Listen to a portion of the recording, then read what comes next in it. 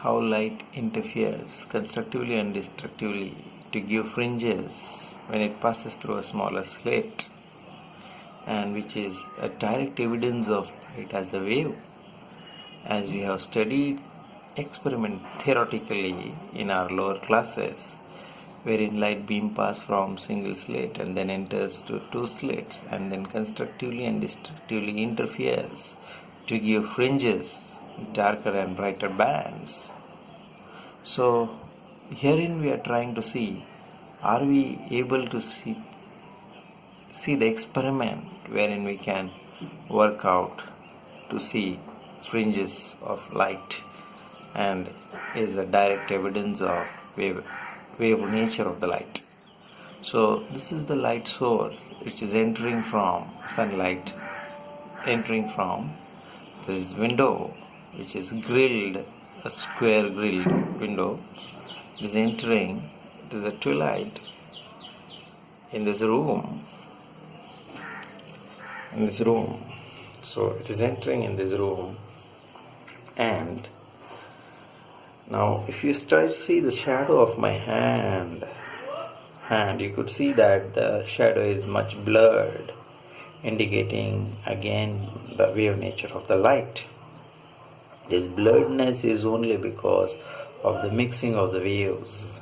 If this would have not been, then we would have seen a very clear-cut silaudi or a shadow of my hand. So now if I make the light entering in this room to pass through a smaller slit by closing the window of this room, we could see the dark and bright bands, which is a wave nature of the light, which is the outcome of the wave nature of the light.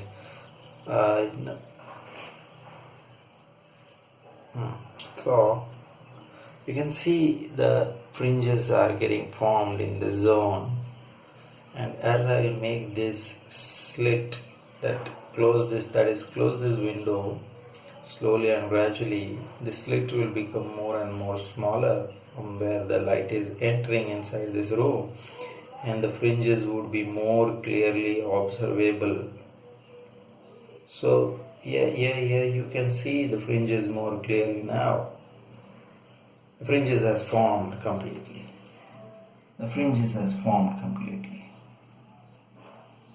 So here it is. Here it is.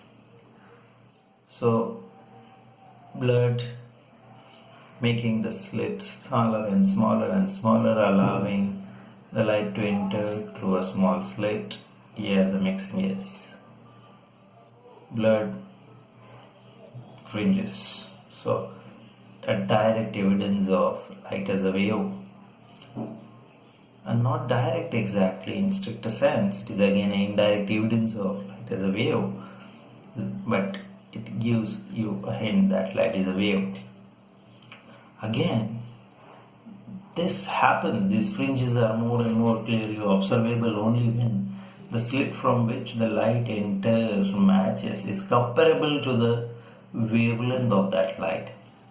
If the slit's dimensions does not matches, are too far from the wavelength of the light that is entering through that slit, then such type of fringes would not be possible to be observed so clearly.